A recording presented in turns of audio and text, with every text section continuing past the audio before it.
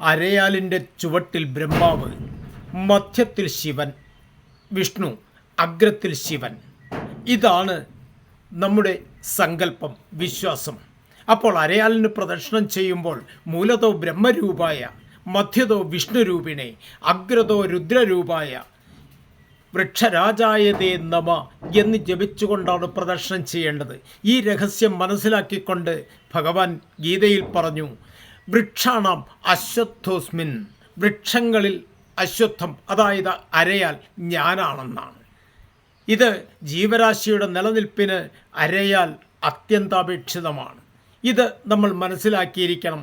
Ozone പാളിക്ക് വിള്ളലുണ്ടാകുന്നു, ആഗോളതാപനം വർദ്ധിക്കുന്നു. ഈ രഹസ്യമൊക്കെ ശാസ്ത്രലോകം കണ്ടെത്തിയിട്ടുണ്ട്. ഈ ഓസോൺ എന്ന വാതകം പ്രൊഡക്റ്റ് ചെയ്യുന്ന, ഉൽപ്പാദിപ്പിക്കുന്ന ലോകത്തിലെ ഏറ്റവും പ്രധാനപ്പെട്ട സസ്യമാണ് അരയാൽ. അതുകൊണ്ടാണ് ലോകരാശിക്ക്, അതായത് മനുഷ്യരാശിക്ക്, സർവ്വജീവജാലങ്ങളുടെയും നിലനിൽപ്പിന് അത്യന്താപേക്ഷിതമാണ് അരയാൽ എന്ന് കണ്ടുകൊണ്ട് തന്നെ അരയാൽ എല്ലായിടത്തും വെച്ച് പിടിപ്പിക്കുവാൻ, ഈ ആഗോളതാപനം മാറ്റിയെടുക്കുവാൻ എല്ലാവരും ശ്രദ്ധിക്കേണ്ടതാണ്. പ്രകൃതിയെ സംരക്ഷിക്കണം, പരിസ്ഥിതിയെ സംരക്ഷിക്കണം. അതാണ് പരമപ്രധാനം. നമസ്തേ.